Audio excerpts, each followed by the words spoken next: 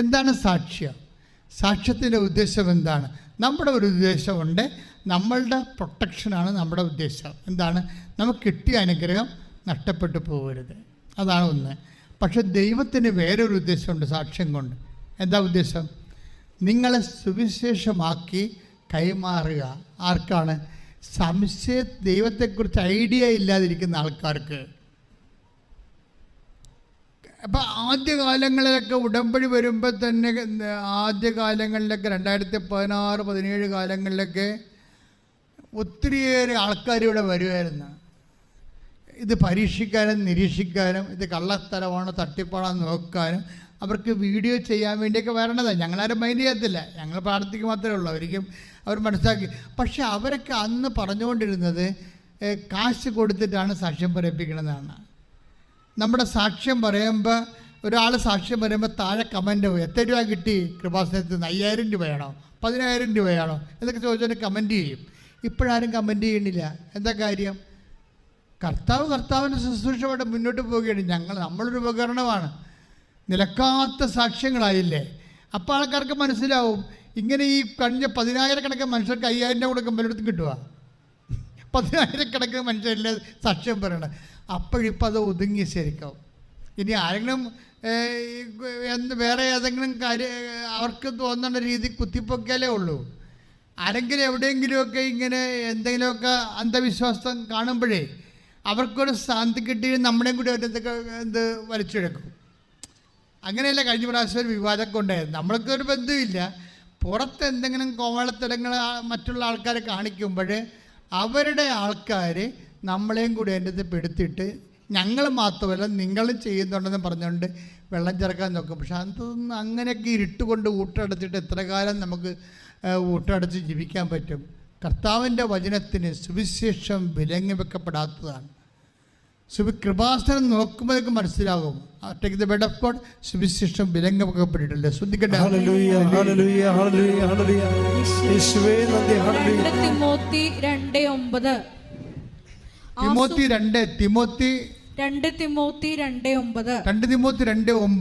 ആ സുവിശേഷത്തിന് വേണ്ടിയാണ്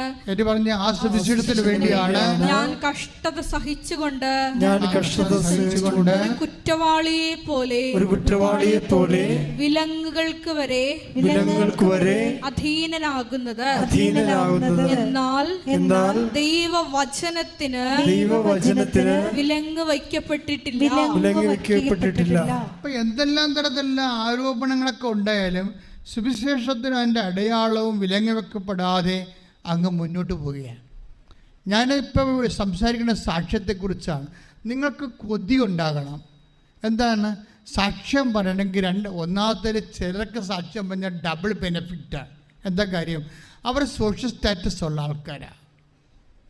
അപ്പോൾ കൃപാസനത്തിൽ വന്നൊരു സാക്ഷ്യം പറയുമ്പോൾ ചില സമയത്ത് വീട്ടുകാർ പറയും, അയ്യോ അത് വേണ്ടായിരുന്നു, നമ്മളെ 10 മനുഷ്യർ അറിയണതല്ലേ, നിങ്ങൾ ഈ പൊസിഷനൊക്കെ ഇരിക്കണതല്ലേ.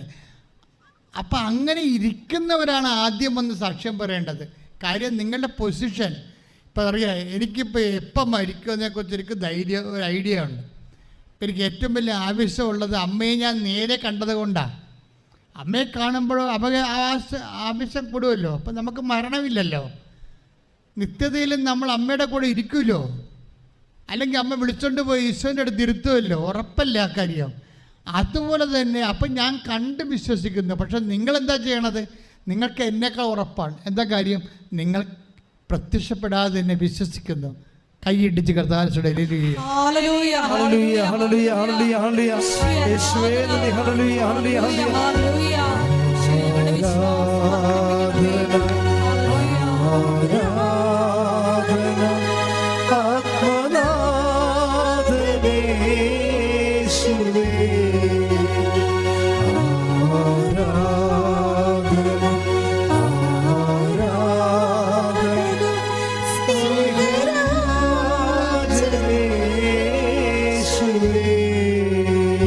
പരമ ദിവ്യകാരുണ്യത്തിന് എൻ്റെ പ്രിയപ്പെട്ടവരെ, സാക്ഷ്യത്തെക്കുറിച്ചാണ് നമ്മൾ സംസാരിക്കുന്നത്. സ്പിരിച്വൽ ഓഡിറ്റിങ്ങിൻ്റെ 1 ദൈവസ്നേഹം, 2 ദൈവവിശ്വാസം, 3 സാക്ഷ്യം. എന്താണ്? മനുഷ്യരുടെ മുമ്പിൽ എന്നെ ഏറ്റു പറയുക. അതാണ് സംഭവം. അതാണ് യോഹന്നാൻ്റെ മത്തായി ശ്ലീഹായുടെ സുവിശേഷം 10:42 മനുഷ്യരുടെ മുമ്പിൽ എന്നെ ഏറ്റു പറയുക. വീട്ടിലിരുന്ന് ഏറ്റു പറഞ്ഞിട്ട് കാര്യമില്ല, 10 മനുഷ്യരുടെ മുമ്പിൽ ഏറ്റു പറയണം. Take the word of God. ശ്രദ്ധിക്കട്ടെ. ഹല്ലേലൂയ. മത്തായി ശ്ലീഹായുടെ സുവിശേഷം 10:32 മനുഷ്യരുടെ മുമ്പിൽ മനുഷ്യരുടെ മുമ്പിൽ എന്നെ ഏറ്റുപറയുന്നവനെ എന്റെ സ്വർഗസ്ഥനായ പിതാവിന്റെ മുമ്പിൽ ഞാനും ഏറ്റുപറയും. Praise the Lord. അതായത് നമ്മളെ ഇപ്പം ഈശോ ഒരു ജനറൽ ഫോർമാറ്റാണ് തന്നത്. അതിന് പർട്ടിക്കുലർ ആപ്ലിക്കേഷൻസ് ഉണ്ട്.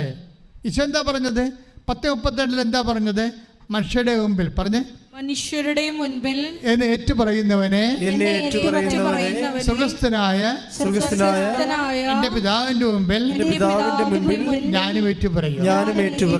അപ്പോൾ ഇത് സ്വർഗസ്ഥനായ പിതാവിന്റെ മുമ്പിൽ ഏറ്റു പറയണമെന്ന് വെച്ചാൽ അത് ജനറലാണ്. ഇതിന്റെ പർട്ടിക്കുലർ ആപ്ലിക്കേഷൻസ് എന്താ പറയണത്? നിന്നെ ഏറ്റു പറയേണ്ട ദൈവവേദനെ, നീ ദൈവത്തെ ഏറ്റുപറഞ്ഞ് മഹത്വപ്പെടുത്തി കഴിഞ്ഞാൽ നീ ദൈവത്തെ ഓൺ ചെയ്യുകയാണ്. നീ ദൈവത്തെ ഓൺ ചെയ്താൽ ഇപ്സോ ഫാക്ടോ ദൈവം നിന്നെ ഓൺ ചെയ്തിരിക്കും. കൈയടിച്ച് കിടന്നാണെന്നല്ലേ.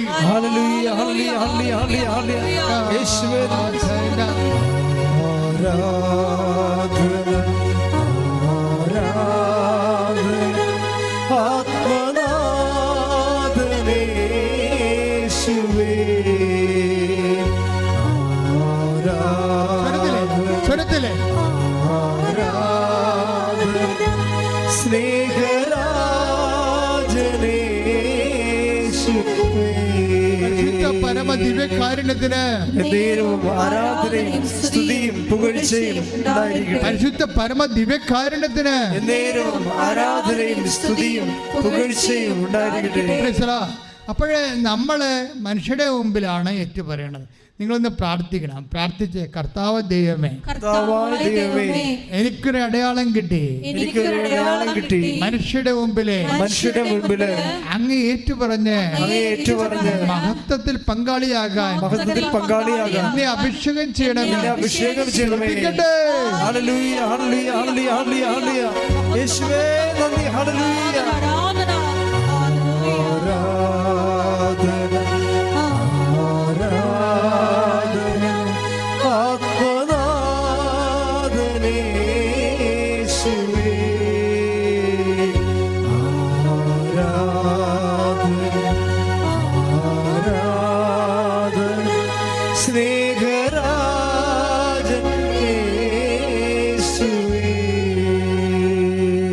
വല്ലാത്തൊരു ക്രൈസ് തോന്നണം. ശരിക്കും ക്രൈസ് ക്രിസ്തുവിന് വേണ്ടി സാക്ഷിയാണ്. കാര്യം നിങ്ങൾ ഒരിക്കലും നിങ്ങളങ്ങനെ സാക്ഷിയായാൽ വിത്ത് ഓൾ ഫെർവൻസ് നിങ്ങളുടെ എല്ലാവരും തിഷ്ഠതയോടും കൂടി നിങ്ങളെ സാക്ഷിയായി നിങ്ങളതിനുവേണ്ടി കൊതിച്ച് ആഗ്രഹിച്ച് 10 മനുഷ്യരുടെ മുമ്പിൽ യേശുവിൻ്റെ ഒരു സാക്ഷിയായി മാറി അത് നിങ്ങളുടെ ഒരു ദൗത്യമായിട്ട് നിങ്ങൾ മനസ്സ് ഏറ്റെടുത്ത് കഴിഞ്ഞാൽ കർത്താവ് നിങ്ങളെ ഓൺ ചെയ്യണത് എവിടെ വെച്ചാണെന്നൊരു പിടിയുമില്ല, എല്ലായിടത്തും ആയിരിക്കും. കഴിഞ്ഞ ദിവസങ്ങളിലൊരു സാക്ഷ്യമുണ്ടായി, എൽസ സണ്ണിയുടെ സാക്ഷ്യം. എനിക്ക് ഇഷ്ടപ്പെട്ട സാക്ഷ്യങ്ങളൊന്നാണ്. എൽസ സണ്ണിയുടെ പ്രശ്നം വെച്ചാൽ എൽസ സണ്ണി ബികോം കരുത്തിയാണ്. അതെന്താ പ്രോബ്ലം വെച്ച് കഴിഞ്ഞാൽ അവൾക്ക് ബികോം കഴിഞ്ഞപ്പോഴാണ്, ബികോം സെക്കൻഡ് ഇയർ ആയപ്പോഴാണ് അവൾക്ക് തോന്നിയത് BSc മാസ്റ്റർ ഡിഗ്രി എടുക്കണത് MSc എടുക്കണമെന്ന്, നേഴ്സിംഗ് ഫീൽഡിലോട്ടൊന്ന് മാറണമെന്ന്. നടക്കുക, നിങ്ങൾക്കറിയാമല്ലോ നടക്കത്തില്ലെന്ന്. ഒരു ആർട്ട് സ്റ്റുഡൻ്റ് അല്ലെ കൊമേഴ്സ് സ്റ്റുഡൻ്റ് എങ്ങനെയാണ് പെട്ടെന്ന് സയൻസ് സ്റ്റുഡൻ്റ് ആകണത്? ഇവൾക്കൊരു 10 ബികോം സെക്കൻഡ് ഇയർ ആയപ്പോഴാണ് ഈ ബികോമിനെ കുറിച്ച്, കാര്യം ബികോം എടുത്ത ആൾക്കാരാണല്ല, ഒരു ഇടക്കാലം കൊണ്ട് ബികോംകാർക്ക് ഭയങ്കരമായ ഒരു പുകഴ്ച കിട്ടില്ല. അവരാണല്ല പിന്നെ CA MBA ഒക്കെ പോയിട്ട് പോയത്. CA കാര്യത്തിൻ്റെ സാക്ഷ്യമുണ്ട് ഈ ദിവസങ്ങളിൽ, അടിപൊളി സാക്ഷ്യം. അപ്പോൾ ഇവളുടെ പ്രശ്നം അതല്ല. ഇവളെ ബികോം കഴിഞ്ഞിട്ട് പിന്നീട് എംകോമിലേക്ക് MBA ഒക്കെ ഒന്നും പോകാൻ ഉദ്ദേശമില്ലാതെ അവൾക്ക് സയൻസിലേക്ക് ഒന്ന് കാലം മാറണം തോന്നി. പക്ഷെ ഇത് നിങ്ങൾക്ക് കേൾക്കണ പോലെ എനിക്കും പുതിയ കാര്യമാണ്. ഞാൻ ഇതെങ്ങനെ സാധിക്കണത്? We don't know. പക്ഷെ ഇവളുടെ അമ്മയോട് വന്ന് ഇവളോട് പറയും, എന്താ പറയണത്? എൽസ പറയും, എനിക്കൊന്ന് നേഴ്സിങ്ങിലേക്ക് മാറിയാൽ കൊള്ളാമെന്നുണ്ടെന്ന് പറയും. അപ്പോഴോ അമ്മ 10ാം ക്ലാസ് വെച്ച് ഇവളോട് പറയണതാണ്, നിൻ്റെ ഫീൽഡ് നേഴ്സിംഗ് ആണ്, ഞങ്ങളോട് മാറിക്കൊള്ളാൻ പറയുമായിരുന്നു. പക്ഷെ അന്ന് അവൾക്ക് ഇഷ്ടമില്ലായിരുന്നു ആ ഫീൽഡ്. കാരണം അത്ര കൊച്ചു ഫീൽഡ് അല്ലല്ലോ അത്. ഭയങ്കര കഷ്ടപ്പാടും നല്ല ക്ഷമയും നല്ല നൈറ്റും പിന്നെ രോഗവും പഴുപ്പും വേദനയും കാറല് വേണ്ടല്ല. നമ്മൾ തന്നെ ആശുപത്രിയിൽ പോയി ഒരാഴ്ച താമസിക്കാൻ മനസ്സിലാവും നേഴ്സുമാരാരാണെന്ന്. പ്രത്യേകിച്ച് രാത്രിയും പകലും വർക്ക് ചെയ്യുന്നവരും തിയേറ്ററിൽ നിൽക്കുന്നവരും എക്സ്റേ നിൽക്കുന്നവരും IC നിൽക്കുന്നവരും കാലൊക്കെ ഇരിക്കണ ഇരിപ്പ് കണ്ടുകഴിഞ്ഞാൽ ഞെട്ടിപ്പോവും. മൊത്തം ഇങ്ങനെ AC നിൽക്കുകയല്ലേ. ചിലക്ക് AC അലർജി പോലും ആയിരിക്കും. അപ്പോഴിങ്ങനെ ഉള്ളത് കൊണ്ട് ഇവർക്ക് താല്പര്യമില്ലാഞ്ഞത്. പക്ഷേ ഈ BCom സെക്കൻഡ് ഇയർ ആയപ്പോൾ പുള്ളിക്കാരത്തേക്ക് നേഴ്സിംഗ് എടുക്കണമെന്ന് പറഞ്ഞാൽ പക്ഷെ അത് നടക്കത്തില്ല. അമ്മയോട് വന്ന് പറയും, എനിക്ക് നേഴ്സിംഗ് എടുക്കണമെന്ന് പറയും. ഉടനെ അമ്മ വളരെ കൂളായിട്ട് പറയും, എന്താ പറയണത്? ഞാൻ 10ാം ക്ലാസ് പോലെ നിനക്ക് വേണ്ടി പ്രാർത്ഥിക്കുന്നതാണ് നീ നേഴ്സിംഗ് ഫീൽഡിലേക്ക് വരാൻ. അത് ഇപ്പോഴെങ്കിലും കർത്താവ് തോന്നിച്ചല്ല. അപ്പം നിങ്ങൾ ഓർക്കും അമ്മയ്ക്ക് ബോധമില്ലായിരിക്കും ഇങ്ങനെയുള്ള BCom കാര്യത്തിന് നേഴ്സിങ്ങിന് പോകാൻ പറ്റത്തില്ലെന്ന് അമ്മയ്ക്ക് അറിയാൻ പാടില്ലാത്തത് കൊണ്ടാണെന്ന്. അങ്ങനെയൊന്നുമല്ല. അവർ പറയുന്നതിൻ്റെ കാര്യം കർത്താവിൻ്റെ മുമ്പിൽ അതിന് മാർഗമുണ്ടെന്ന്. വിശ്വാസി അങ്ങനെ വിശ്വസിക്കണത്, മനസ്സിലായ? വിശ്വാസി ബുദ്ധി കൊണ്ടല്ല വിശ്വസിക്കണത്, വിശ്വാസി ഹൃദയം കൊണ്ടാണ് വിശ്വസിക്കണത്. കൈ ഇടിച്ച് കർത്താനത്തിൽ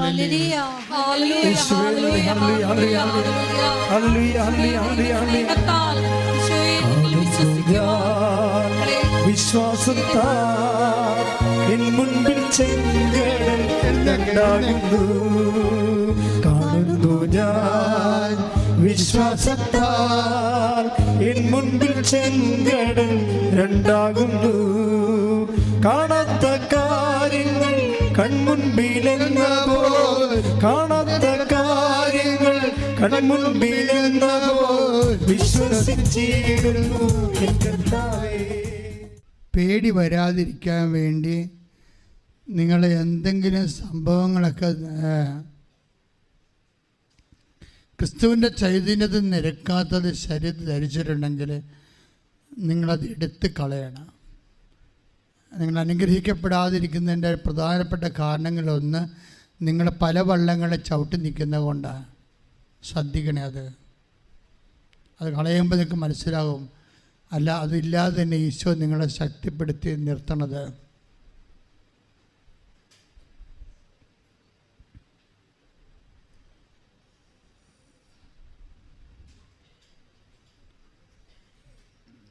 എൻ്റെ പ്രിയപ്പെട്ടവരെ, ഈശോ നമ്മളോട് സംസാരിച്ചുകൊണ്ടിരുന്നത് സാക്ഷ്യങ്ങളെക്കുറിച്ചാണ്.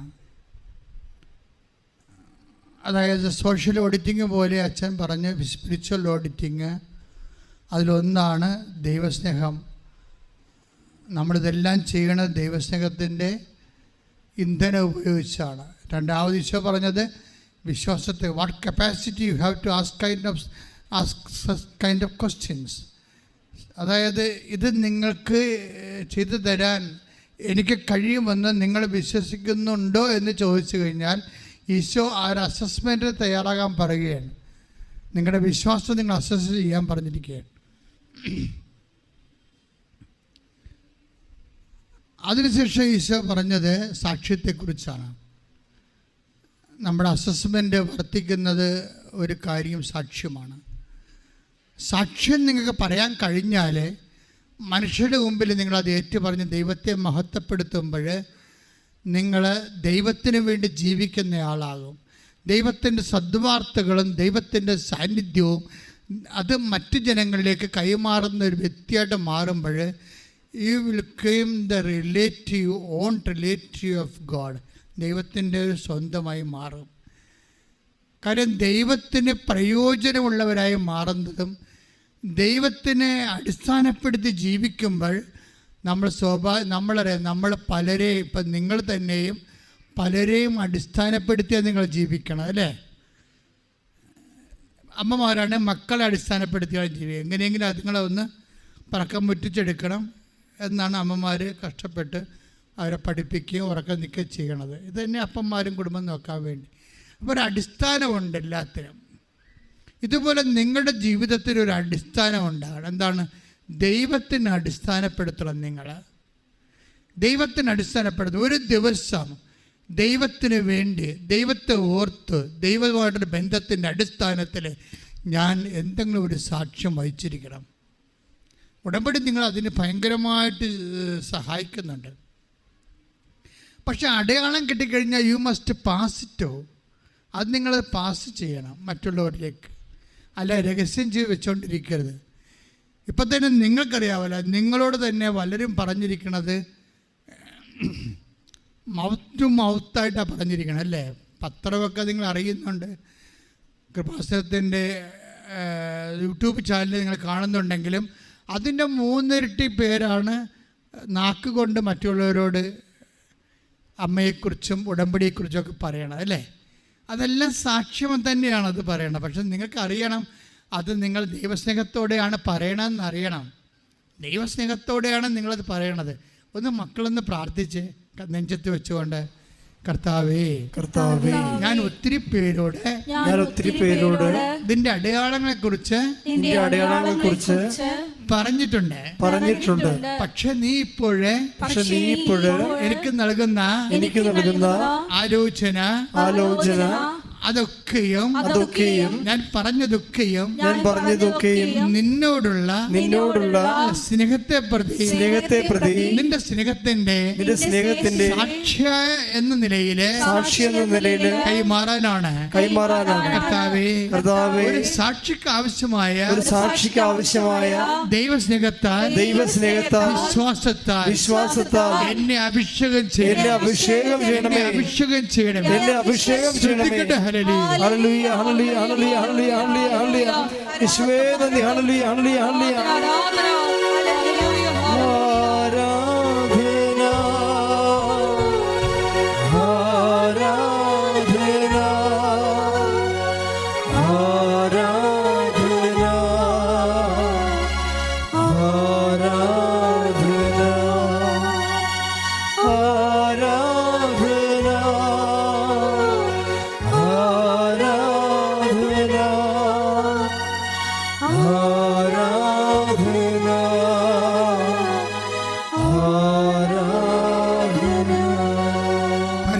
പരമദിവ്യകാരുണ്യത്തിന് ആരാധനയും സ്തുതിയും പുകഴ്ചയും ഉണ്ടായിരിക്കട്ടെ. പരിശുദ്ധ പരമദിവ്യകാരുണ്യത്തിന് എന്നേരവും ആരാധനയും സ്തുതിയും പുകഴ്ചയും ഉണ്ടായിരിക്കട്ടെ. മത്തായി ശ്ലീഹായുടെ സുവിശേഷം 11:4. മത്തായി ശ്ലീഹായുടെ സുവിശേഷം 11:4. ശ്രദ്ധിക്കട്ടെ. ഹല്ലേലൂയ ഹല്ലേലൂയ ഹല്ലേലൂയ ഹല്ലേലൂയ യേശുവേ നന്ദി. ഹല്ലേലൂയ ഹല്ലേലൂയ ഹല്ലേലൂയ ഹല്ലേലൂയ ഹല്ലേലൂയ. മത്തായി 11:4. യേശു പറഞ്ഞു, നിങ്ങൾ കേൾക്കുന്നതും കാണുന്നതും പോയി യോഹന്നാനെ അറിയിക്കുക. സാക്ഷ്യം പറയാനാണ് ഈശോ പറയണത്, അല്ലേ? ആരോട് പറയാനാണ് പറയണത്? യോഹന്നാനോട് പറയാനാണ്. ഏത് യോഹന്നാനാ? യോഹന്നാൻ മാംദാന. സ്നാപ യോഹന്നാനോട് പറയാനാണ് പറയണത്. എന്തിനാണ് സ്നാപകനോട് സാക്ഷ്യം പറയണത്? നിങ്ങൾ കേൾക്കുന്നതും കാണുന്നതും പോയി ആരറിയിക്കണം? ലോകം മുഴുവൻ അറിയിക്കാനല്ല പറഞ്ഞത്. ആര് പറയാനാണ്? യോഹന്നാനെ അറിയിക്കാൻ. യോഹന്നാൻ ആരാ? യോഹന്നാൻ യേശുവിനെ കുറിച്ച് സംശയമുള്ള ആളാണ്. അതാണ് പ്രശ്നം. സംശയമുള്ളവർക്ക് മരുന്ന് സാക്ഷ്യമാണ്. പറഞ്ഞ മനസ്സിലായില്ലേ?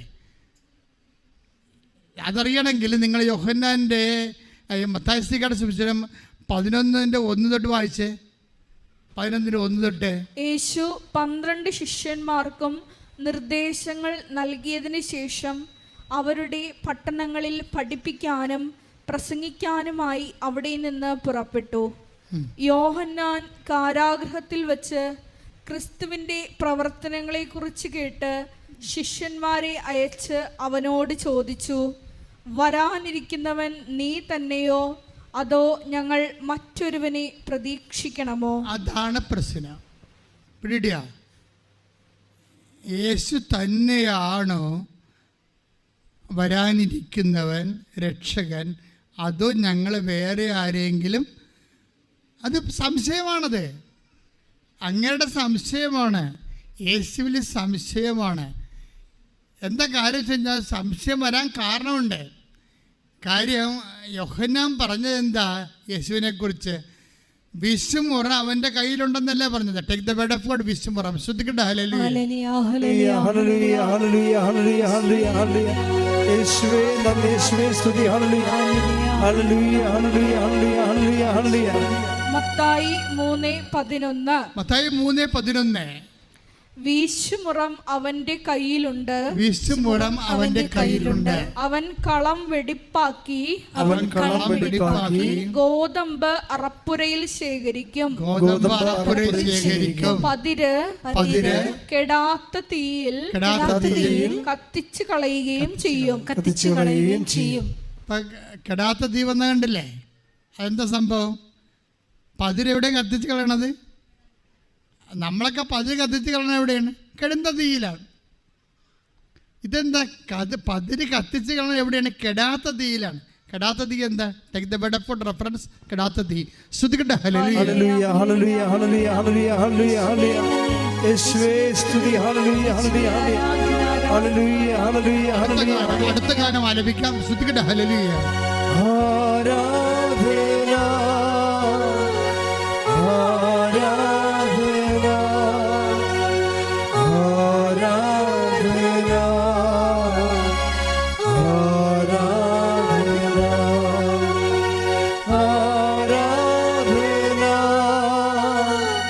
ആരാധന,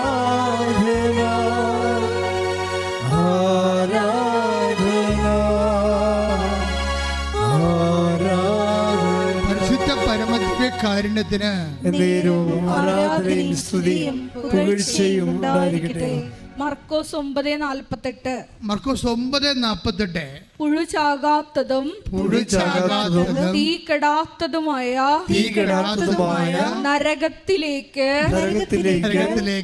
എറിയപ്പെടുന്നതിനേക്കാൾ നല്ലത് ഒരു കണ്ണോടുകൂടെ ദൈവരാജ്യത്തിലേക്ക് പ്രവേശിക്കുന്നതാണ്. കെടാത്ത തീ. നമ്മൾ നേരത്തെ വായിച്ച മത്തായി 3-ാമത്തെ അധ്യായത്തിൽ കെടാത്ത തീ എന്താണ്? അതെന്താണ്? നരകമാണ്. മനസ്സിലായോ? അപ്പം പതിര് കെടാത്ത തീ ദഹിപ്പിച്ച് കളയുകയാണ്. ആരാണ് ഉദ്ദേശിക്കണത്? അതായത് ഇപ്പം എന്നെ കുഴപ്പമെന്ന് വെച്ച് കഴിഞ്ഞാൽ, ഇങ്ങനെ സമൂഹത്തിൽ തിന്മപ്രവർത്തികൾ ചെയ്യുന്നവരെല്ലാവരും അവൻ വരുമ്പോൾ വിശുമുറം ഉണ്ടാവും, വീശിയിട്ട് പതിരും കതിരും തിരിക്കും, നല്ലവരെ കൂടെ ചേർത്തുകൊണ്ട് നടക്കും, കെട്ട ആൾക്കാരെ കത്തിച്ച് കളയും എന്നുള്ള ഒരു ഐഡിയയാണ് ഈശോയെക്കുറിച്ച് യോഹന്നാന് ഉണ്ടായിരുന്നത്. യോഹന്നാൻ നോക്കുമ്പോൾ ഇപ്പം എന്താ ചുങ്കക്കാരും വേശ്യകളും ഒക്കെ യേശുവിൻ്റെ കൂടെയുണ്ട്. അതാണ് പ്രശ്നം. പതിരെല്ലാം അകത്തും കതിര് പുറത്തുമായി. ഇതാ പുള്ളിക്കാരന് സംശയം തോന്നാൻ കാര്യം. നമുക്കും സംശയം പറഞ്ഞാൽ അങ്ങനെയാണ്. എന്താ കാര്യം വെച്ച് കഴിഞ്ഞാൽ, ലോകത്ത് വിശ്വസിച്ച് ജീവിക്കുന്ന ആൾക്കാർക്കും അപകടങ്ങളും രോഗങ്ങളും സംഭവിക്കുന്നുണ്ട്, ഇല്ലേ? വിശ്വസിക്കാത്തവർക്ക് ചിലപ്പോൾ ഈ വിശ്വസിക്കുന്നവരൊക്കെ കൂടുതൽ നല്ല കാര്യങ്ങൾ സംഭവിക്കുന്നുണ്ട്. അങ്ങനെയുള്ള ആൾക്കാർക്ക് സംശയം ഉണ്ടാവണത്. ഇവിടുത്തെ മെയിൻ സബ്ജക്റ്റ് എന്താണ്? എന്തിനാണ് ആൾക്കാർ ദൈവത്തെ വിശ്വസിക്കുകയും പ്രാർത്ഥിക്കുകയൊക്കെ ചെയ്യണത്? നമുക്ക് പൊല്ലാപ്പല്ലതും ഉണ്ടാക്കാതെ എങ്ങനെയെങ്കിലും കഴിഞ്ഞ് കൂടണം, അത്രേ ഉള്ളൂ. വേറെ കുഴപ്പമൊന്നുമില്ല. സന്ധ്യപ്രാർത്ഥന വരെ ചെല്ലണേ എന്തിനാണ്? നാളെ എഴുന്നേൽക്കുമ്പോൾ രാവിലെ നാട്ടിൽ കൂടി നടക്കുമ്പോൾ വല്ല പട്ടിയും കയറി കടിക്കരുത്. ഇന്ന് പ്രാർത്ഥിക്കാതെ കിടന്നാൽ നാളെ പാമ്പ് കടിക്കും. ഇങ്ങനെയുള്ള കൊച്ചു കൊച്ചു ഭയങ്ങളാണ് ദൈവമായിട്ട് ഇങ്ങനെ ചില ആൾക്കാർ, എല്ലാവരും അല്ല കേട്ടോ, ചില ആൾക്കാരെ മുട്ടിച്ച് നിർത്തണത്. അപ്പം എന്താ പ്രോബ്ലം എന്ന് വെച്ച് കഴിഞ്ഞാൽ, നമ്മൾ പ്രഥമ ദൃഷ്ടിയെ കാണുന്നത് പ്രാർത്ഥിക്കുന്നവർക്കൊക്കെ കൂടുതൽ പ്രശ്നങ്ങളുണ്ട്. അതാണ് ചില ആൾക്കാർ പറയണത്, ഞങ്ങളാരും പ്രാർത്ഥിക്കുക, ദൈവത്തോട് അടുക്കുമ്പോൾ പ്രശ്നങ്ങൾ കൂടുതലല്ലേ കേട്ടിരിക്കണം. ആരാണ്ട് ധ്യാന ഗുരുക്കന്മാരൊക്കെ പറഞ്ഞാടേ, അത് നേരാന്നുണ്ടെങ്കിൽ നമുക്കറിയത്തില്ല. ദൈവത്തിൽ അടുക്കുമ്പോൾ പ്രത്യേകിച്ച് പ്രശ്നങ്ങളൊന്നും ഉണ്ടാവും. ഉള്ള പ്രശ്നങ്ങൾ തന്നെ ഉണ്ടാകത്തുള്ളൂ. ഉള്ള പ്രശ്നങ്ങൾ അതിജീവിക്കാൻ കുരിശെടുത്തവൻ പറഞ്ഞിട്ടുണ്ട്, ഞാൻ ലോകത്തെ കീഴടക്കിയിരിക്കുന്നു, അതിനാൽ നിങ്ങളും കീഴടക്കുമെന്ന് കൈയിട്ടിച്ച് കർത്താവ്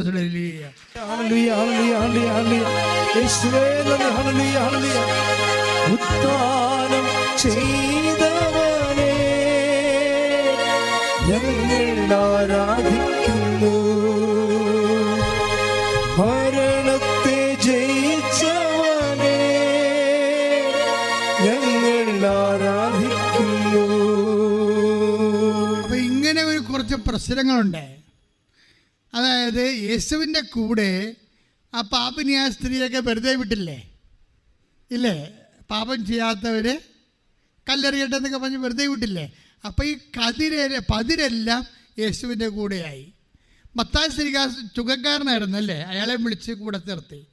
അപ്പോൾ ഇതെല്ലാം ചെന്നിട്ട് യോഹന്നാൻ യാക്കോവും മറ്റേ ഈ മന്ദാനായ ശിഷ്യന്മാരായിരുന്നല്ല, യാക്കോബും യോഹന്നാനും നമ്മുടെ ശിക്ഷകനായ യോഹന്നാനും യാക്കോബ് ശ്രീകായും യോഹന്നാൻ മാന്താനുള്ള ശിഷ്യന്മാരാണ്. അപ്പോൾ യോഹന്നാൻ കാരാഗ്രഹത്തിൽ കിടന്നപ്പോഴേ ഇവർ കാണാൻ ചെന്ന് കാണും ഈ കക്ഷികൾ. കാര്യം എന്താ പ്രശ്നം വെച്ച് കഴിഞ്ഞാൽ ഈ കക്ഷികളുടെ വായിൽ നിന്നാണ് മോശം വർത്താനൊക്കെ വരണതേ. ആരുടെ? യോഹന്നാൻ്റെ വായിൽ നിന്നാണ്. യോഹന്നാൻ മാന്താനയിൽ നിന്നാണ് ഇവർ സുവിശേഷം പഠിച്ചത്. അത് ഇത്തിരി കടുത്ത സുവിശേഷമാണ്. അതുകൊണ്ടാണ് സമറിയക്കാരിയുടെ വഴിവിടാതിരുന്നപ്പോൾ അവർ പറഞ്ഞു take the word of God. സമറിയക്കാർ ഇവരെ വഴിവിടാ, യോഹന്നാനെയും യാക്കോബിനെയും വഴിവിടാതിരുന്നപ്പോൾ കർത്താവിൻ്റെ അടുത്ത് അവർ രക്ഷിച്ചിട്ട് പറയും, സ്വർഗത്തിൽ നിന്ന് അഗ്നി ഇറങ്ങി ഇവരെ നശിപ്പിക്കാൻ ഞങ്ങൾ കൽപ്പിക്കട്ടെ എന്ന്. കാര്യം ഇവർ പഠിച്ചതിരിക്കുന്ന അതാണ്. ഇവരുടെ ഗുരു എന്ന് പറയുന്നത് സ്നാപയോഹന്നാനാണ്. സ്നാപയോഹന്നാൻ പറഞ്ഞിരിക്കണത് പതിര് കത്തിച്ച് കളയണമെന്നാണ് പറഞ്ഞിരിക്കണത്. അപ്പോൾ ഇവന്മാർ പതിരാണ്, ഇവന്മാരെ കത്തിക്കാൻ ഇവരെ കത്തിക്കാൻ ഞങ്ങൾക്ക് അനുവാദം തരാൻ പറയും. സുഖത്തിന് അഗ്നി ഇറങ്ങി. അപ്പോൾ ഈശോ പറയും, വാട്ട് സ്പിരിറ്റ് യു ഹാവ്, നിങ്ങൾക്ക് എന്ത് അരൂപിയാണുള്ളതെന്ന് നിങ്ങൾക്കറിയത്തില്ല. അപ്പം മിക്കവാറും എൻ്റെ ഒരു കണക്കൂട്ടലേ ഈ അണ്ണന്മാരായിരിക്കും പോയി ശാപയോഹന്നാനോട് പറഞ്ഞത്, നീ പറഞ്ഞ പോലെ വീശപ്പുറം ഒന്നും ഒരു കുന്തോ അങ്ങയുടെ കയ്യിലില്ല, അങ്ങനെ പതിരൊക്കെ കൂടെ കൊണ്ട് നടക്കണം, വേസ്റ്റുകളുണ്ട്, ചുങ്കക്കാരും കൂടുതലുണ്ട്. അപ്പം ആപ്പടെ കൺഫ്യൂഷനാണെന്ന് പറഞ്ഞപ്പോൾ ശാപയോഹന്നാനും കൺഫ്യൂഷനായി യേശുവിലെ. അതാണ് ശാപയോഹന്നാൻ ചോദിക്കണത്, വരാനിരിക്കുന്ന ആൾ യഥാർത്ഥത്തിൽ നിൻ്റെ വീശുപുറമൊന്നും ഇല്ലല്ലോ, പതിരെല്ലാം നിൻ്റെ കൂടെ ഉണ്ട്, വേസ്റ്റുകൾ നിൻ്റെ കൂടെ ഉണ്ട്, ചുങ്കക്കാരൻ നിൻ്റെ കൂടെ ഉണ്ട്, നിൻ്റെ വിസ്മറമൊന്നും നിൻ്റെ കയ്യിലില്ല, പിന്നെ നീ എങ്ങനെയാണ് പതിര് കത്തിക്കണമില്ല, പതിരിനെ കൊണ്ടുനടക്കണ്, അപ്പോൾ കതിരിനെയൊക്കെ നീ പുറത്താക്കുകയാണ്, ഞങ്ങൾക്ക് എങ്ങനെ ഇത് വിശ്വസിക്കാൻ പറ്റും? അങ്ങനെ ശാപയോഹന്നാന് സംശയമായി. അങ്ങനെയാണ് ആ സംശയം ഉണ്ടാക്കി കൊടുത്തിരിക്കുന്ന ആൾക്കാരാരക്കാർ ഈ യോഹന്നാൻ ശിഷ്യനും യാക്കോബ് ശ്രീകായും കൂടി ഉണ്ടാക്കിയതായിരിക്കും. കാര്യം അവരാണ് ഇവരുടെ ശിഷ്യൻ. ഇങ്ങനെയുടെ ശിഷ്യൻ റൈറ്റായിട്ടുള്ള ഡിസൈപ്പിൾസ് അവരാണ്. അവരെ ഇരുത്തിക്കൊണ്ടാണ് ഇങ്ങനെ ഇതെല്ലാം പറഞ്ഞിരിക്കണത്. അതുകൊണ്ട് കർത്താവിൻ്റെ കരുണയും വാത്സല്യവും സ്നേഹവും പാപികളോട് ചേർത്ത് പിടിക്കണം കണ്ടപ്പോൾ ആകപ്പാടെ യാക്കോബിൻ്റെയും യോഹന്നാൻ്റെയും ഒക്കെ ഐസി അടിച്ചു പോയി. അങ്ങനെയാണ് ഇവർ പോയി കാരാഗ്രഹത്തിൽ പോയി ജയിലിൽ പോയി കണ്ടിരിക്കുകയാണ്. സുവിശേഷത്തിൽ ഏറ്റവും ബെസ്റ്റ് ജയിൽ മിനിസ്ട്രിയാണ് ഇവിടെ നടത്തിയിരിക്കുന്നത്. പക്ഷേ സംഗതി പാരയായിപ്പോയി. കർത്താവിന് പാര വെക്കാൻ വേണ്ടി ജയിൽ മിനിസ്ട്രിയായി. എന്താ സംഭവിച്ചിരിക്കണേ? കർത്താവിന് യോഹന്നാന് സംശയം ഉണ്ടാക്കി കൊടുത്തു. അപ്പോൾ യോഹന്നാൻ ഉടനെ വേറെ 2 പേരെ വിട്ടിട്ട് യേശുവിനോട് ചോദിക്കും. എന്താ ചോദിക്കണത്?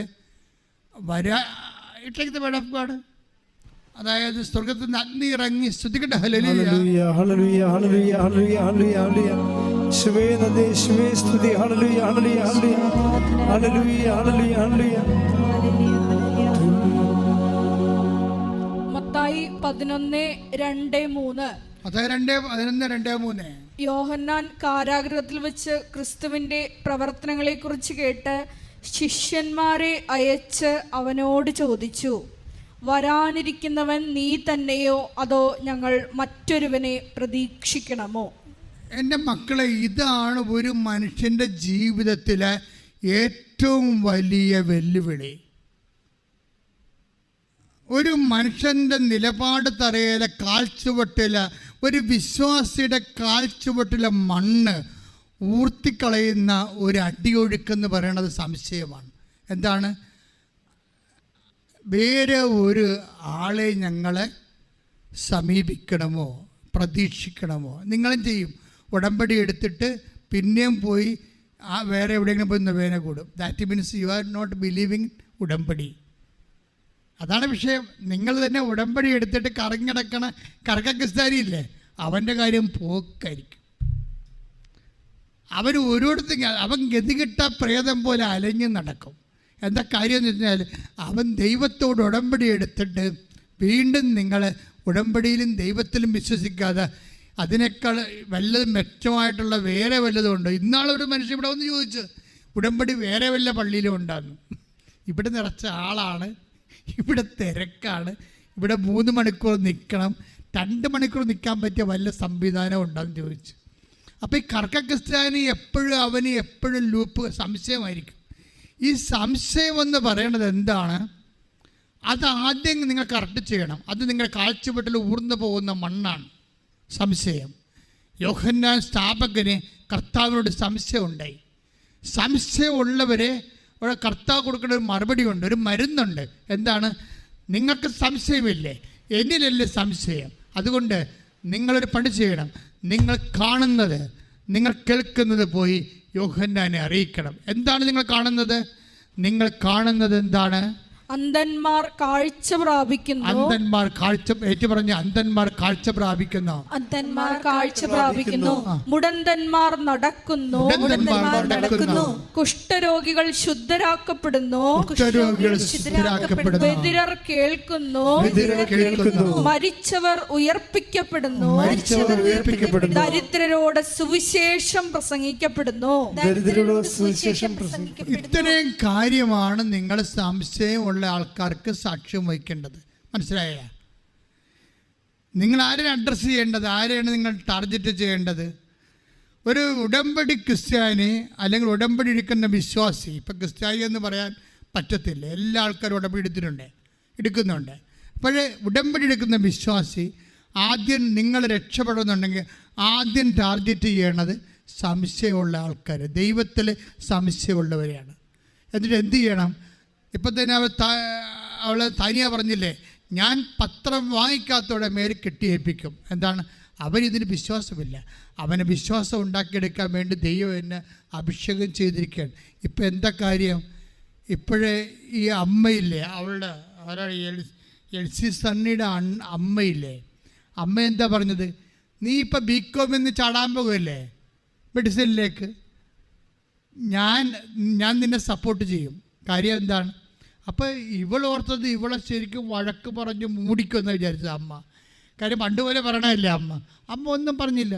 മകളെ, ഒരു കാര്യമുണ്ട്, നീ ഇപ്പം ചെയ്തുകൊണ്ടിരിക്കുന്ന അവരെന്ത് ഇൻ്റലിജൻ്റ് ലേഡിയാണ്, നീ ഇപ്പം ചെയ്തുകൊണ്ടിരിക്കുന്ന ബികോം സെക്കൻഡ് ഇയർ അല്ലേ, അത് പൂർത്തിയാക്ക്. അത് പൂർത്തിയാക്കി കഴിയുമ്പോൾ ഞാൻ ഈശോയോട് വാങ്ങിച്ചു തരാൻ മെഡിസിൻ നിനക്ക്. അമ്മ എന്നാ അതായത് മക്കളെ വളർത്തുമ്പോൾ കുറഞ്ഞ പക്ഷേ ഇത്രയുമെങ്കിലും ആധ്യാത്മികത നിങ്ങളുടെ കയ്യിലുണ്ടാകണം, അല്ലെങ്കിൽ മക്കളെ വളർത്താൻ പറ്റത്തില്ല. നിങ്ങൾ മക്കളെ വളർത്തണം, എങ്ങനെയും പഠിപ്പിച്ച് വിദേശത്ത് വിട്ട് അവിടേക്ക് നിന്ന് ഡോളർ വാങ്ങിക്കാൻ വേണ്ടി മാത്രം മക്കളെ വളർത്തണം. അരക്കളത്തിൽ നിങ്ങൾ വല്ല ഇറച്ചിക്കൊഴി വളർത്തുകയാണല്ലത്. നിങ്ങൾ എപ്പോഴും ചെയ്യേണ്ട ഒരു കാര്യം, ദൈവത്തെ കൊടുക്കാൻ കഴിവ് നിങ്ങൾ പ്രാർത്ഥിക്കണം. അമ്മമാരും അപ്പന്മാരും പ്രാർത്ഥിക്കണം. കർത്താവ് ഒന്ന് പ്രാർത്ഥിച്ച കൈ നെഞ്ചത്ത് വെച്ചുകൊണ്ട്, കർത്താവേ, എന്റെ മക്കൾക്ക് നിന്നെ പകർന്നു കൊടുക്കാൻ എനിക്ക് ഇന്ന് മുതലേ പ്രത്യേക അഭിഷേകം നൽകണമേ. പ്രത്യേക അഭിഷേകം നൽകണം. ശ്രുതികട ഹല്ലേലൂയ.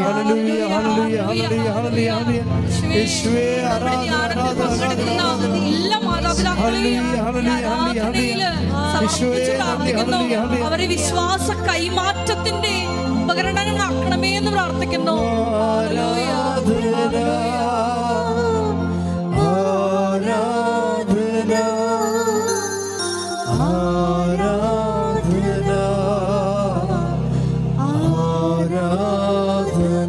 പരിശുദ്ധ പരമദിവ്യകാരുണ്യത്തിന് ആരാധനയും സ്തുതിയും പുകഴ്ചയും ഉണ്ടായിരിക്കട്ടെ. പരിശുദ്ധ പരമദിവ്യകാരുണ്യത്തിന് ആരാധനയും സ്തുതിയും പുകഴ്ചയും ഉണ്ടായിരിക്കട്ടെ.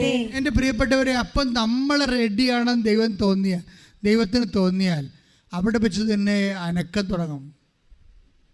ഇപ്പം ചില ആൾക്കാർ എൻ്റെ അടുത്ത് വന്നിട്ട് പറയും, ഇപ്പം ഈ പരീക്ഷയ്ക്ക് എഴുതാൻ വന്ന ആൾക്കാർ എന്നെ കാണാൻ പറ്റുമ്പോൾ അവർക്ക് ഹോൾ ടിക്കറ്റ് ഉണ്ടെങ്കിൽ കാണാൻ പറ്റുമല്ലോ. അപ്പം അതിൻ്റെ അകത്ത് ചില ഗർഭിണികളായിരിക്കും, അവർക്ക് ചില പ്രശ്നങ്ങൾ ചിലപ്പോൾ ഉണ്ടാകും. അവർ ഈ പരീക്ഷക്കാർ പോയാൽ അവർ പോകാൻ നിൽക്കും. അപ്പോൾ എൻ്റെ കൊച്ചിന് അനക്കമില്ല വെച്ചാൽ ഡോക്ടർ പറഞ്ഞ് കാലനങ്ങളില്ല, ബാക്കിയെല്ലാം അനങ്ങുന്നുണ്ടെന്നൊക്കെ പറയും. അപ്പോൾ ഞാൻ വയറെ കൈവച്ച് പ്രാർത്ഥിച്ചിട്ട് അവരെ അനുഗ്രഹിച്ച് ഈശോയുടെ നാമത്തിൽ പ്രാർത്ഥിച്ച് വിടുവരാ. ഇത് എന്ത് സംഭവിച്ചു കഴിഞ്ഞാൽ അതോടുകൂടി ഈശോരെ അനുഗ്രഹിക്കും. അതല്ലേ ഞാൻ പറയണത്. നിങ്ങൾക്ക് അനക്കമില്ലാത്ത കുറേ ഭാഗങ്ങൾ നിങ്ങളുടെ ജീവിതത്തിലുണ്ട്. നിങ്ങളുടെ ആധ്യാത്മിക മേഖല അനക്കമില്ലാതിരിക്കും. നിങ്ങളുടെ ഉള്ളിലുള്ള ഈശോ അനക്കമില്ലാതിരിക്കും. അനക്കം വന്നു കഴിഞ്ഞാൽ നിങ്ങൾക്ക് ഉടനെ അത് കർത്താവിനെ കൈമാറാൻ തോന്നിപ്പോവും. ആദ്യം മക്കൾക്ക് കൈമാറണം. അപ്പം നിങ്ങൾക്ക് മക്കൾക്ക് കൈമാറാൻ പറ്റത്തില്ല. അമ്മ വലിയ ഭേദപാഠമൊന്നും പറയണ്ട. അമ്മ ഇന്നലെ വരെ ഞങ്ങളോട് എങ്ങനെ പെരുമാറിയെന്നും നാട്ടുകാരോട് എങ്ങനെ പെരുമാറുമെന്ന് എനിക്കറിയാം. എൻ്റെ അമ്മ ഭേദപാഠം പഠിപ്പിക്കേണ്ടതെന്ന് മകൾ തിരിച്ചടിക്കും. പക്ഷെ നിങ്ങൾ മനസ്സ് പണിയരുത്. കാരണം എല്ലാ മനുഷ്യർക്കും അജ്ഞതയുടെ ഒരു കാലഘട്ടം ഉണ്ടാവും. ദൈവം അത് കണക്കിലെടുക്കത്തില്ല. എല്ലാ മനുഷ്യരും, അപ്പനായാലും അമ്മയായാലും അപ്പനായാലും അജ്ഞതയുടെ ഒരു കാലഘട്ടം എല്ലാ മനുഷ്യർക്കും ഉണ്ടാകും. അപ്പം മക്കൾ നിങ്ങൾ അപ്പനൊക്കെ ഇങ്ങനെയാണ്, അപ്പൻ ഇപ്പം ഞങ്ങളെ പഠിപ്പിക്കാൻ വരണ്ട, അമ്മ ഇന്ന് ഞങ്ങളെ പഠിപ്പിക്കാൻ വരണ്ടെന്ന് മക്കൾ നിങ്ങൾ പറയുമ്പോൾ നിങ്ങൾ തിരിച്ചു പറയണം. എല്ലാ മനുഷ്യർക്കും അജ്ഞതയുടെ ഒരു കാലഘട്ടം ഉണ്ടാകുമെന്ന് ബൈബിൾ പറഞ്ഞിട്ടുണ്ട്. എവിടെയാണ് പറഞ്ഞിരിക്കണത്? 17:30 അല്ലേ? എന്താ പറഞ്ഞിരിക്കണത്? അജ്ഞതയുടെ കാലഘട്ടത്തെ ദൈവം കണക്കിലെടുത്തില്ല. പ്രവർത്തനങ്ങൾ 17:30. അപ്പോസ്തല പ്രവർത്തനം 17:30. അജ്ഞതയുടെ കാലഘട്ടങ്ങളെ എന്ന് പറഞ്ഞ അജ്ഞതയുടെ കാലഘട്ടങ്ങളെ ദൈവം കണക്കിലെടുത്തില്ല. എന്നാൽ ഇപ്പോൾ എല്ലായിടത്തുമുള്ള സകല ജനങ്ങളും പശ്ചാത്തപിക്കണമെന്ന് അവിടുന്ന് ആജ്ഞാപിക്കുന്നു. Praise the Lord. അതെന്താ പ്രശ്നം വെച്ച് കഴിഞ്ഞാൽ എല്ലാ മനുഷ്യരുടെ ജീവിതത്തിലുണ്ടാകും അജ്ഞതയുടെ ഒരു കാലഘട്ടം. ചിലപ്പോൾ നിങ്ങൾ 65-ാമത്തെ വയസ്സിലായിരിക്കും ചിലപ്പോൾ അജ്ഞതയുടെ കാലഘട്ടം അവസാനിക്കണത്, എന്തെങ്കിലും ഒരു അനുഭവം കിട്ടിയിട്ട്. അപ്പോഴാണ് നിങ്ങൾ മനസ്സിലാക്കുന്നത്, ദൈവമേ ഒരു 10 ദിവസം മുമ്പ് കർത്താവിനെ അറിഞ്ഞിരുന്നെങ്കിലെന്ന്. അപ്പം നിങ്ങൾ കണ്ണീരിടും. അതാണ് നിങ്ങളുടെ പശ്ചാത്താപം. ഒരു 10 ദിവസം മുമ്പ് കർത്താവിനെ അറിഞ്ഞിരുന്നെങ്കിൽ അത്രയും ദൈവത്തിന് വേണ്ടി ജീവിക്കാമായിരുന്നല്ലോ. അപ്പം മക്കളോട് നിങ്ങൾ തിരിച്ചു പറയണം, എൻ്റെ മകനെ, എൻ്റെ മകളെ, ബൈബിൾ പോലും പറയുന്നുണ്ട് ഞങ്ങളെക്കുറിച്ചും നിന്നെക്കുറിച്ചും ഒക്കെ. അജ്ഞതയുടെ ഒരു കാലഘട്ടം നിനക്കും ഉണ്ടാവും, എനിക്കും ഉണ്ടാവും. പക്ഷേ എൻ്റെ ദൈവം, നിൻ്റെ ദൈവം അത് കണക്കിലെടുക്കത്തില്ല. ഇപ്പോൾ നീ പശ്ചാത്താപിച്ചാൽ തീർച്ചയായിട്ടും ഇന്നു മുതൽ ആ ദൈവം നിന്നെയും അനുഗ്രഹിക്കും. അപ്പം അടയാളങ്ങൾ കൈമാറുമ്പോഴാണ് ആൾക്കാർക്ക് പശ്ചാത്താപം ഉണ്ടാകുന്നത്. അടയാളങ്ങൾ കൈമാറുമ്പോൾ അടയാളം കാണുമ്പോഴും മനുഷ്യർക്ക് പശ്ചാത്താപം ഉണ്ടാകും. നിങ്ങൾ എന്തുകൊണ്ടാണ് വിശുദ്ധി പലരും ജീവിക്കുന്നതിൻ്റെ കാരണം നിങ്ങൾ അടയാളം കണ്ടത് കൊണ്ടാണ്. പത്രോസ് തന്നെ സമർത്ഥമായ മത്സ്യവിള കാണുമ്പോഴേ എന്താ പറയണത്? കർത്താവേ, ഞാൻ പാപിയാണെന്ന് പറയണത്. അത്രയും നാൾ ആ മനുഷ്യൻ പാപിയാണെന്ന് പറഞ്ഞില്ലല്ലോ. പറഞ്ഞോ? വള്ളം നിറച്ച് മീൻ കണ്ടപ്പോഴല്ലേ പറഞ്ഞത്? 8:9. എനിക്ക് തോന്നുന്നത് ലുക്കാന്റെ സുവിശേഷം 5:7-8. 5-ാം അധ്യായം 7-8 തിരുവചനങ്ങൾ. അവർ മറ്റേ വള്ളത്തിൽ ഉണ്ടായിരുന്ന കൂട്ടുകാരെ ആംഗ്യം കാണിച്ച് സഹായത്തിന് വിളിച്ചു. അവർ മറ്റു വള്ളത്തിലുണ്ടായിരുന്ന കൂട്ടുകാരെ ആംഗ്യം കാണിച്ച് സഹായത്തിന് വിളിച്ചു. അവർ വന്ന് 2 വള്ളങ്ങളും മുങ്ങാറാകുവോളം നിറച്ചു. ശിമയോൻ പത്രോസ് ഇത് കണ്ടപ്പോൾ യേശുവിന്റെ കാൽക്കൽ വീണ് കർത്താവേ, എന്നിൽ നിന്ന് അകന്നു പോകണമേ, ഞാൻ പാപിയാണ് എന്ന് പറഞ്ഞു. അപ്പോൾ അനുഗ്രഹം കാണുമ്പോൾ പശ്ചാത്താപം ഉണ്ടാവും. നിങ്ങൾക്ക് അനുഭവങ്ങൾ കിട്ടുമ്പോൾ ആദ്യം നിങ്ങൾക്ക് ഉണ്ടാവേണ്ട പശ്ചാത്താപമാണ്. എന്താണ്? കർത്താവ് അകന്നു പോകണമെന്ന് പറയുന്നതല്ല, പാപത്തിൽ നിന്നെ അകത്തിക്കളയണമെന്ന്. കർത്താവ് അകന്നു പോകത്തില്ല. നിങ്ങൾക്കൊരു അനുഗ്രഹം കിട്ടിയാൽ നാളെ നിങ്ങൾ കുറച്ചുകൂടി വിശുദ്ധരായിട്ട് ജീവിക്കും. ജീവിക്കണം. പ്രാർത്ഥിച്ച്, കർത്താവ് ദൈവമേ, കർത്താവായ ദൈവമേ, എനിക്കൊരു അടയാളം കിട്ടുമ്പോൾ ഞാൻ കുറച്ചുകൂടി വിശുദ്ധിയോടെ ജീവിക്കുവാൻ എന്ന് അങ്ങയുടെ തിരുസന്നിധിയിൽ ഞാൻ പ്രതിജ്ഞ ചെയ്യുന്നു. എനിക്ക് അടയാളം നൽകി എന്നെ പശ്ചാത്താപത്തിലേക്ക് നയിക്കണമേ. ശ്രദ്ധിക്കട്ടെ. ഹല്ലേലൂയ, ഹല്ലേലൂയ, ഹല്ലേലൂയ, ഹല്ലേലൂയ. പ്രവർത്തിച്ച് ഞങ്ങളുടെ വിശ്വാസം വർദ്ധിപ്പിക്കണമേ, ഞങ്ങളിൽ പശ്ചാത്താപം ജനിപ്പിക്കണമേ. ഹല്ലേലൂയ. സമയം സമാഗതമാ സകലരും അനുദപിക്കാം, സർവം സമർപ്പിക്കുവാൻ സകലരുമണങ്ങിടുവിൻ. സമയം സമാഗതമാ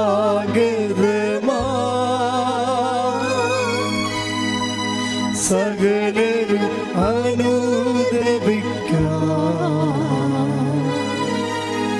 സർവം സമർപ്പിക്കുവാൻ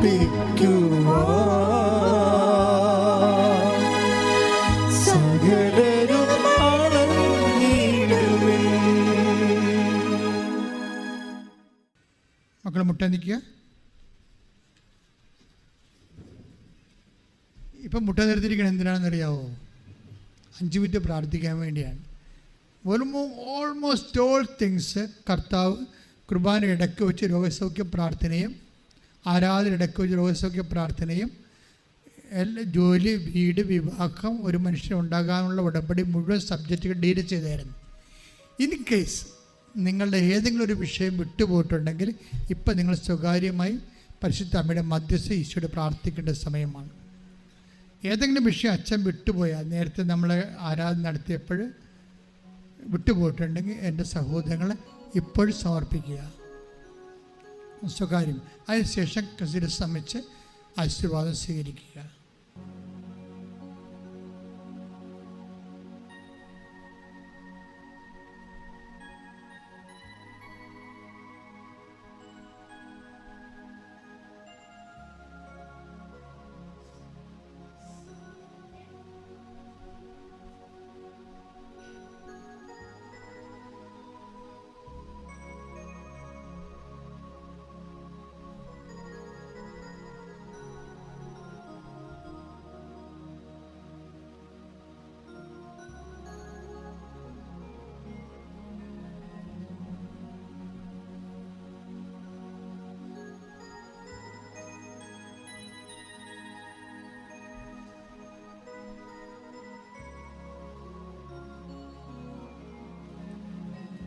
ആരാധനയിൽ സമർപ്പിച്ച വിഷയങ്ങളിലെല്ലാം അമ്മയുടെ കയ്യൊപ്പുണ്ടായി അമ്മയുടെ പ്രത്യക്ഷീകരണത്തിൻ്റെ സാക്ഷികളായി ഞങ്ങൾ ഉയർത്തണമെന്ന് പ്രാർത്ഥിച്ചുകൊണ്ട് ശിരസ് നമിച്ച് ആശീർവാദം സ്വീകരിക്കാം.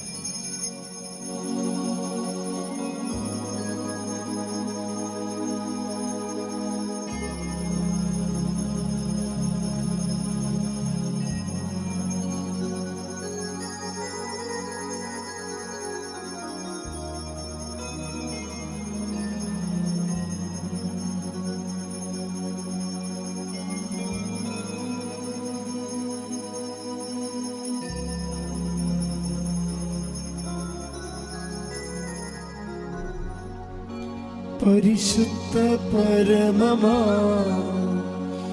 ദിവ്യകാരുണ്യമേ, എന്നുമെന്നും അങ്ങേയ്ക്കാരാധന. പരിശുദ്ധ പരമമാ ദിവ്യകാരുണ്യമേ, എന്നുമെന്നും അങ്ങേയ്ക്കാരാധന.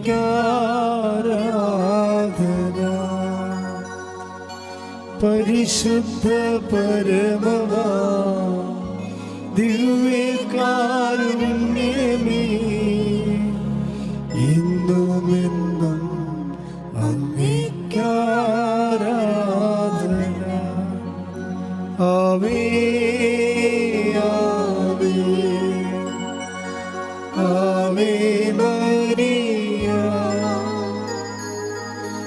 കർത്താവേ